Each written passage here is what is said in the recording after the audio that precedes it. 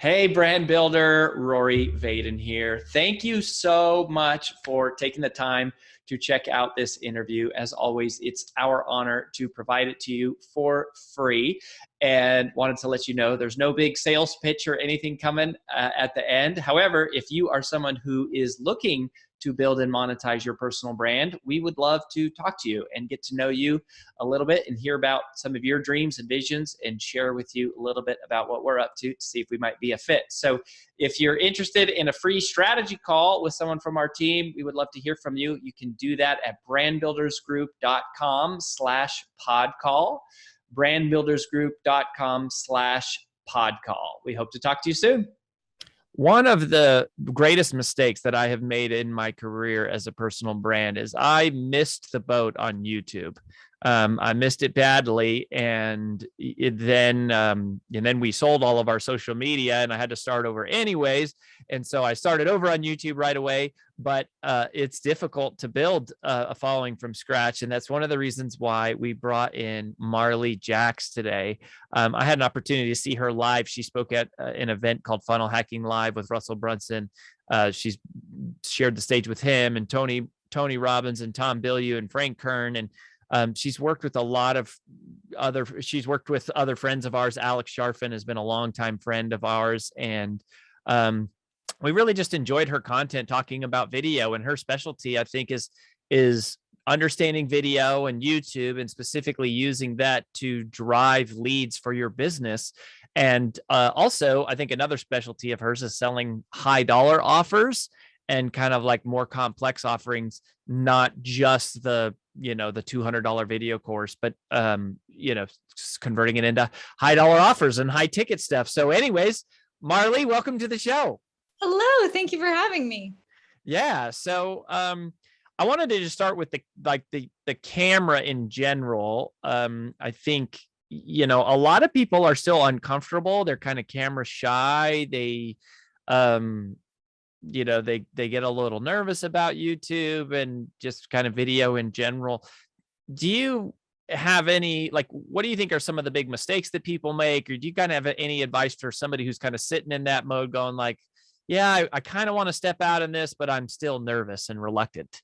Yeah, definitely. When people say they're afraid of the camera, I usually try to lighten the mood and kind of joke like, you're not afraid of a camera. It's a piece of metal and plastic. So let's feel about what you are afraid of. It's the fear of stepping out of your comfort zone, but we know that nothing grows there, right? And the fear of what other people will think, but you're going to be judged no matter what, whether you're doing something you hate or that you love. So you may as well be judged for doing something that you love, that you know is making an impact and is part of your passion and purpose. So when people say that they're afraid of the camera, it's typically, or shy, it's typically something like time, tech, or talent. It's, what do I say on camera? What kind of equipment do I use? What do people actually want to hear from me? And that's kind of the personal development, the self-discovery, and the research of your audience around you, and what you're good at, that people are asking you for, that they want to hear your stories and your message. And just starting, sometimes I compare Gary Vaynerchuk, who a lot of us know. He's a very popular figure online, and he's got 5 million people following him now. But when he first started his YouTube channel years ago, Wine Library TV, he didn't have many people watching at the beginning, but he kept going. He kept finding his voice. You don't always get to see the 10,000 hours someone puts in to find their voice. So when you start creating content, you first start creating content for you to find your voice, and that's what's going to build the audience. That's interesting. Well, and on the tech thing for a second, because I do think that people get tripped up, and at this point, even now, I have a ring light and my phone, and I shoot all the stuff on the phone. But is there a camera that you recommend, or something that's not super intimidating just to get going? Or what's the big tech thing that you just need to know? If you just want to hit start and you just want to go, and you don't want to spend 6 months learning about equipment and all that, and you also don't have a bunch of money to hire a team, what would you recommend for that? The best camera to use is the one you have. And often it's on these little smartphones that are attached to our hands or our hips at all times. Lady Gaga, Selena Gomez, they filmed some of their recent music videos on their iPhone, and they're good quality. And honestly, you can get a little tripod from Amazon, you can get a ring light, or you can even be in front of a window for natural lighting.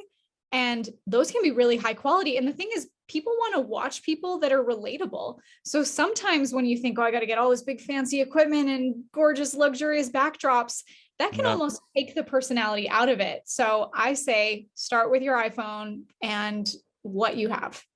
This is one of the things that we learned is, every week we kind of do like a little 5-minute video, and we have some editors, they run a process, just some basic stock photography they drop in there and some like royalty-free music.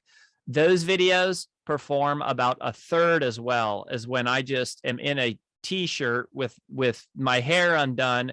I turn on the camera and I just talk for 2 minutes and post it to IGTV. It will outperform the professionally thing 3-1 every single time. Yeah, we want to see people that are relatable, that we can see ourselves in them, to think they're just like us. Yeah, I love that. I love that. The best camera to use is the one that you have. So all right. So now we get up the courage to record. You mentioned time, tech, or talent. When it comes to talent, I think of that as like selecting what do I talk about? What do I say? And everyone that listens to this podcast we have literally billionaire entrepreneurs who listen to this. We have New York Times bestselling authors, and we have 16-year-old kids in high school trying to figure out how to make money on the side. So you've got a broad mix of people, but how do you know what to talk about, or what your talent is in terms of what you should put on camera? There's a few different places that I recommend looking when you're trying to come up with what do I talk about? What are the topics to speak to?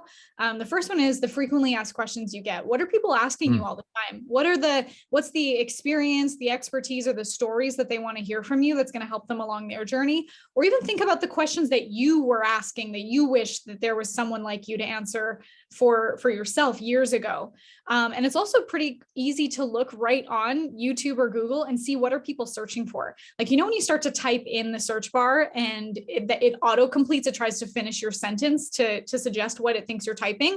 Well, that is auto populated based on what people are searching for. So if you start to type in how to train your dog, underneath that, it'll be like how to train your dog to sit, how to train your dog to stay, how to train your dog to bark. All of those suggestions are video ideas, because that's what people are searching for. That Google is giving you the data right there. You can also look at other people in your industry or niche and see what kind of content they're creating. And you could do a similar topic with your own spin, your own story. And that's going to be able to help your audience. And especially when you're on YouTube, you want to be creating content that your audience is searching for, because YouTube is a search engine, not a social media platform. Yeah, that's a big distinction to understand. And it's almost like, the search thing, there's all these different tools, Ahrefs and, SEM Rush and yada, yada, that will or even just Google, even just the Google analytics. I forget what I think it's Google keyword research, the keywords research tool that will tell you, these are the topics that people are searching. These are the phrases people are searching for related to your topic. And it just gives you the content calendar. Or the other thing is Quora. That website Quora has a bunch of questions that people are asking. And so you just basically answer one question per video. You're off and running. Done. And there's another tool that we like. There's Answer the Public. There's SEM Rush, where you can just type in a keyword and it'll populate with tons of suggestions based on exactly how people are typing them into search. And you could make all of those videos. You will never run out of content ideas as long as you just know where to look for them. Yeah, I love that. So, all right, now when it comes to optimizing, and I will openly admit here, this is where we are lazy. Which is even saying it out loud is so stupid, because it's why bother doing all this work and then not optimize the video, but we haven't. I think the reason why we haven't is because we've been like, we have to start over our channel, rebuild from scratch. It's already discouraging, and it's just like, let's just get going. But now I know we need to optimize, and what do we need to do, right? So like after the video is up there, is there anything, or as you're putting the video up there, like, are there a couple kind of key things that we should be paying attention to and spending the extra few minutes, like they're worth the time to do? Yeah, definitely. Well, the first thing is the title of the video. And you should know what the title of the video is before you even start filming it, so that you're framing the message the right way, that you're answering what people are coming to. You don't want to bait and switch them and make them click off because they're like, this isn't what I clicked here for. So the title of the video, based on how people are searching for it, and you're just going to put that title in it, of course, in the headline of the video. And then in the description of the video, you want to be reiterating that title and other keywords similar to it, so that when YouTube and Google takes like just a snapshot of this video, they know this is the topic. And typically in my intro of the video, like when I'm speaking on camera, I will say the title of the video in the beginning, in my first few sentences, because YouTube also, they'll transcribe your video. So then that also gives more keywords and input to what the video is about. And your thumbnail is also one of the most important things, because when you're searching for a video topic and all these options come up underneath, you're typically going to choose the video based on the thumbnail that stands out, the image that's more hooking or engaging, or someone that you might think looks familiar if you know them already, someone that you already follow, or just that it captures your attention. Yeah, it's interesting. So like one of our close friends is Lewis Howes, and I noticed that the titles of his videos and the thumbnails don't match, and his YouTube channel has really been a big focus this last couple of years, and they've really done a great job of adding the optimization. And so like that thumbnail is interesting. It's almost like it's a whole separate strategy in and of itself to just go like, do you just basically go, what would someone need to see in order to click on this? Or like, is there any other kind of thought process that you use for what makes a great thumbnail? The thumbnail is a whole other opportunity to hook people in. Like it's something that is thumb stopping worthy. Like it's going to stop their scroll because it stands out among the rest. So it's not just like you smiling and the title written on the thumbnail. Again, it can be another like curiosity hook, like you'll never believe what this person said to me, or how did I make $1 million in 12 months or whatever, like something that's different than the title of the video, and then the picture next to it that really demonstrates that. Like I saw one the other day from Alex Hermosi. He's a channel that he's just blowing up so fast. He is so well spoken. He and his wife Layla, their channels are incredible.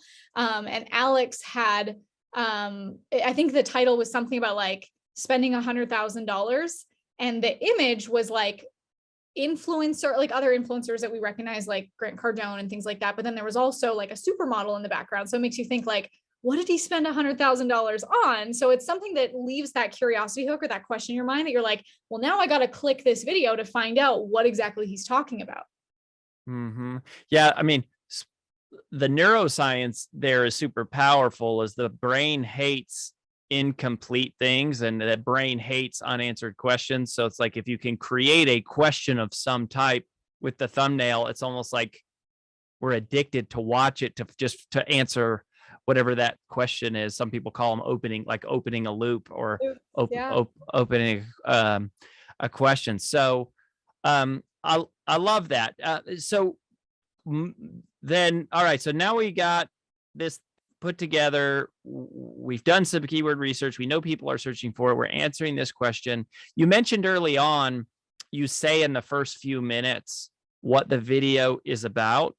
Is there anything in terms of like when you put together a video and you think about how to structure like the outline of it, in terms, I've also heard competing answers on how long a video should be. Some people are like, oh, they should be short. People's attention spans are short. But then it's like, well, no, AVD, average viewer duration, is the primary metric on YouTube. And so they want it to be long, but they also pay attention to how many people watch the whole video. And if it's too long, then people won't watch the whole video. And I'm just like, oh my gosh, like can someone just tell me what the answer is? Like, do you have a philosophy on the right kind of length of time and then like a general kind of outline for structuring one of these videos?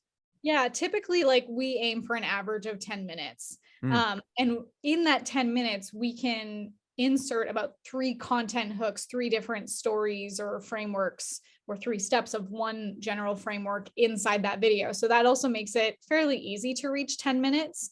When you're thinking like, well, what do I talk about for 10 minutes?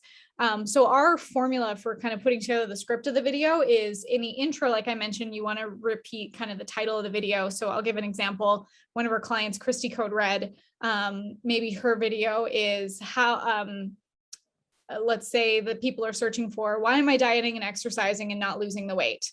She's a weight loss coach. So she could be like, if you're someone that you are stalled, you're at that plateau and you just can't get that last few pounds off, you're in the right place. If you ever asked yourself, why am I dieting and exercising and not losing the weight? I'm going to answer that question for you in today's video. So she reiterates the title in that intro. Then before going right into the topic, she's going to give 3 content hooks. So this is teasing what's coming up so that people hear that and they go, oh, I got to stay for point 1, point 2, point 3 for the thing she's about to talk about. But we want to introduce these again as curiosity hooks, things that are going to open up that loop or that question. So she might say something like, first of all, I need to share with you the #1 biggest lie in weight loss. This is one that we have all been fed to believe and one that you no longer have to believe. And so that makes you think like, what is the #1 biggest lie? Like I've been lied to, I need to know. Then she can go, and after that, I'm going to make sure, and then she could say, and you know what? My clients come to me when they are stalled, when they're plateaued. I change these 2 things in their routine and they hit their weight loss goal faster than ever. Ooh, what are those 2 things? And then she can say, and lastly, I'm going to share with you my strategy for how to get 10% of your body weight off every month without diet pills, shakes, or exercise. Oh, that sounds amazing. 10% every month. How do I do that? And so that creates these 3 bullet points, these 3 content hooks that are typically going to make people stay to the end because we've now opened up 3 loops and we want to keep people watching as long as possible.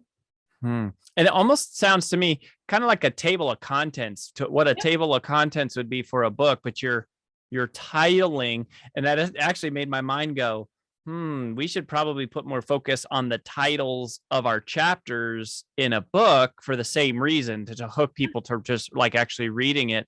And that's sort of what you're doing here. So you tell them who the video is for, then you kind of like roll the little like bumper, and then you just go in and you just do point 1, 2, point 3. Yeah, I mean, it's pretty straightforward. Yeah.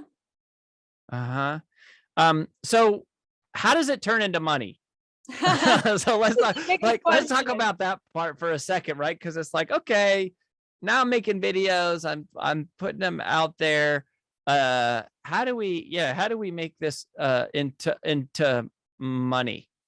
So the greatest thing is that you're creating content based on what we already said, that people are searching for. So we know that by the time people land on our videos, they are already problem aware. They're coming to solve a problem for themselves that your video is now answering.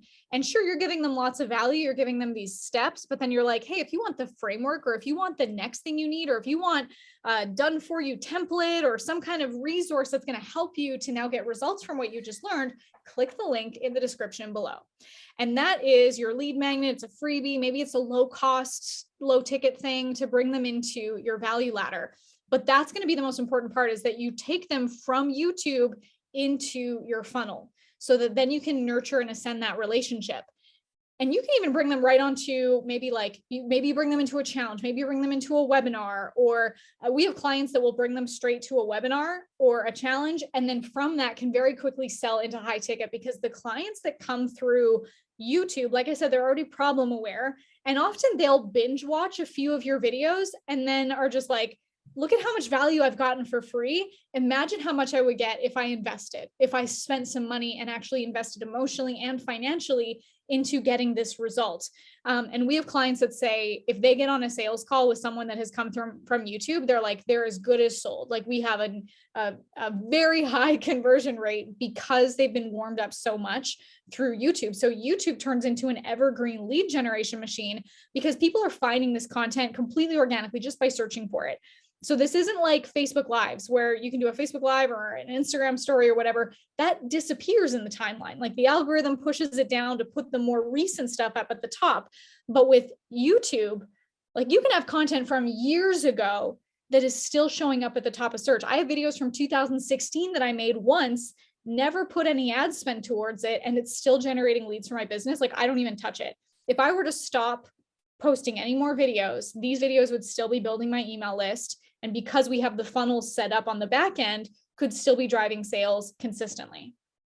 Gosh, yeah, that's so true. I mean, sometimes it's like I did one TED talk and it's years ago. We get more speaking leads from that TED talk than every other thing we have ever done added up all together and multiplied by 2. Like, and I'm going, I should not do anything except just do another TED talk. Like, because it's that evergreen, that power of the evergreen of YouTube. It's totally different than the other platforms. And so, generally speaking, like, here's the thing that I always kind of struggle with is you go like one piece of content, one call to action.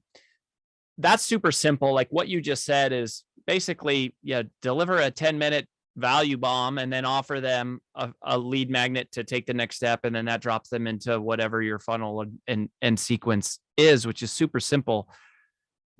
When and how do you do the, like, hit the subscribe button? Like, which one do you do first, or do you do them both together? Or is it sometimes one and not the other? Or like, does it matter? So I never want, and this is what I recommend for clients, is that we don't wait until the end to ask for that subscribe. We want to be able to just go straight into the call to action. And even when we do the call to action, I don't want to lead my audience into thinking that I'm ramping down the video. So you're not like, all right, thanks so much for watching. I hope you like this video. If you want some more value, click the link below. Like we just go straight into it as if it's another content hook.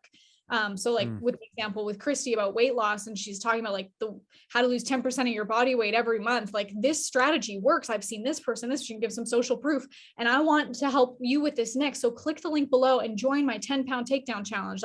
So she's not like slowing her roll. She's going right into the call to action.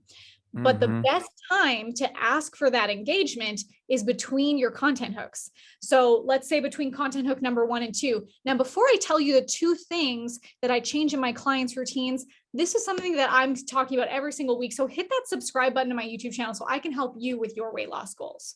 Or it can be an engagement break asking for a comment. Now, before I go into my next point about the 2 things I change in my clients' routines to help them lose the weight, I want to hear from you. What weight loss programs have you tried? Tell me in the comments below what's worked, what didn't work. Let's all collaborate here. So you're always asking for the engagement in the middle of the video when people are still engaged and present. If you wait to the end, typically people are, they're losing their attention span by then. So we ask in the middle. Yeah. So that's the other one, is about the comment. So you really have subscribe, comment, share, and then like opt in. So you just kind of like vary them up and mix them in. But I like in between the content hook, I like that term engagement break. I've not actually heard that, like you take an engagement break, almost like a little commercial. I mean, it's like what on TV, it would be like a little commercial break, but it's an engagement break. Subtle. Yeah, it's just subtle. So like, you don't have to stop. And like, before I go into my next point, you could do that. That's just the example I gave, but it could just go straight into the question. And by the way, I want to hear from you. Like what weight loss programs have you tried? Comment below. I'd love to hear what's worked. Or like, hey, and by the way, I put out videos like this every week. So hit the subscribe button if you're loving this. Just quick.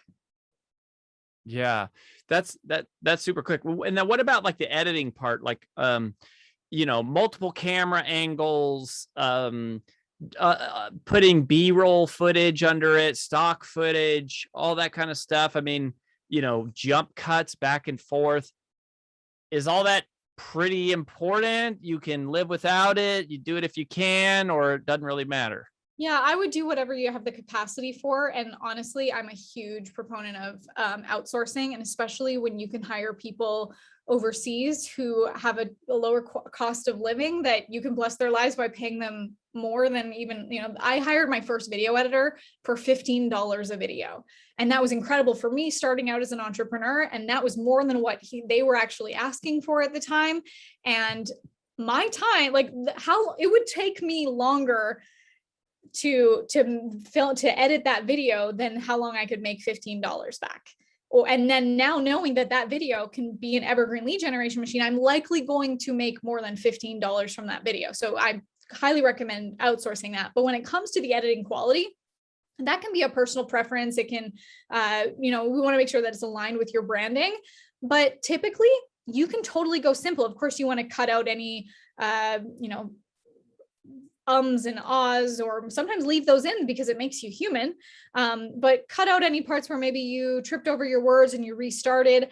One of the things that I really like to do though is have attention resets. And that's just very quickly, like subtly moving the camera angle from like, you're zoomed in, now you're zoomed out, now you're a little to the left, now you're a little to the right. And it's very subtle that people don't even really notice that it's happening, but it changes the view. But you don't have to have different cameras to do that. It's just all in the editing. And especially when you're starting, I don't film with multiple cameras. I think that would be complicated. And what I want to focus on is the message that I'm sharing and who I'm speaking to. I don't want my head to be caught up in the tech. Mm-hmm. Yeah, I love that, because they're just zooming in, zooming out to the side. They do all that. They can do all that in post-production. In edit, yeah. So the video, where do you find these people? So like you mentioned this person, and I'm a little bit shocked that there's not, and maybe I'm just looking in the wrong places, but in my mind, I would think that, like there's got to be a whole bunch of kids graduating high school or college that are just like been editing YouTube videos since they were 12 years old, and they can make good money doing this. Yeah. But I've had kind of a hard time finding these video editors.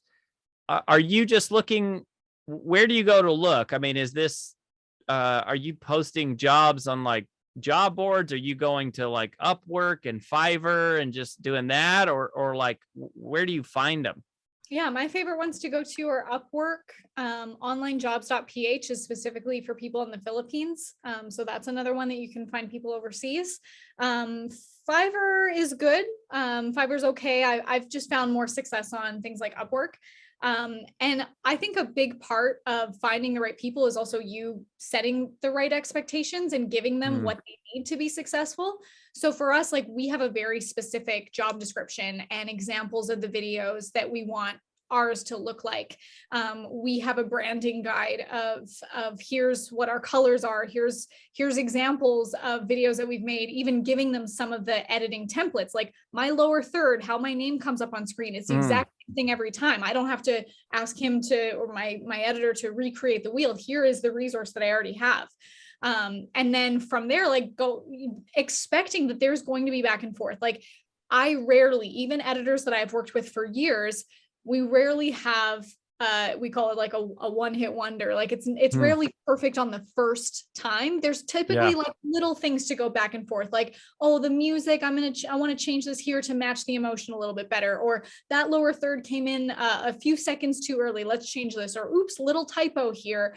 Or the B-roll, let's change it out to this one. So expect that back and forth. And then the longer that you continue to mentor or nurture that relationship with your new employee or contractor, they can improve and get to know your branding and your style. So it's just to be expected. And I actually have some YouTube videos on my channel where I talk about our hiring process for hiring video editors. So people can go check that out, because it's quite a kind of an intensive process, because we want to make sure that we are finding the right people and that we're setting them up for success. Yeah. And the pay for this, I know, I mean, it varies. Like but you've been able to find people in the Philippines that can edit a good video if you give them some instruction. And it's definitely, well, I mean, what's the pay range that you're usually seeing to like edit a video? Yeah. And sometimes people will ask for like by the hour, and they can be like $5, $7, $10 an hour. Typically, and this is something that I learned from experience, was I like to pay them by the project. That way we're both incentivized. Like, you get paid quicker if you are quick and efficient with this. And then I get the quality of work at a good time frame, and we're both incentivized. I had an editor once that would take longer to edit things so that they would get paid their hourly rate. So I just think it's a win-win to be paid by the project. Interesting. Yeah, I guess I've never thought about that way. You think of it as like, well, if they do an efficient job, they'll make more money doing it by the project, but you want to do that, because if you're you still have to be happy and sign off. That's really cool. Well, Marley, this has been super helpful and tactical, which is awesome. You mentioned, you've got your YouTube channel. Where else do you want people to go if they want to learn about you, connect more, and see some of your other tips and stuff that you've got here on, video, and managing your YouTube channel and converting that stuff into revenue? Yeah, that'd be great. Well, YouTube is great. Instagram.com/MarleyJaxx. I respond to all the direct messages there. So if anyone has any questions, please reach out. And we also have free training. If you go to hello-to-highticket.com, it's a system that teaches you how to generate leads, the hello, through YouTube, and to send them all the way to high ticket. So that's hello-to-highticket.com. Well, there you have it, friends. Marley, this is just empowering. It's just very clear and direct and straightforward. It makes it feel like it's doable, and that we could pull this off. So thank you so much for sharing your expertise and your insight and your time. And we look forward to watching you. It feel like you're very much a rising star, that you got big things coming in your future, and we're glad to catch you on the way up. I appreciate that. Thank you so much for having me.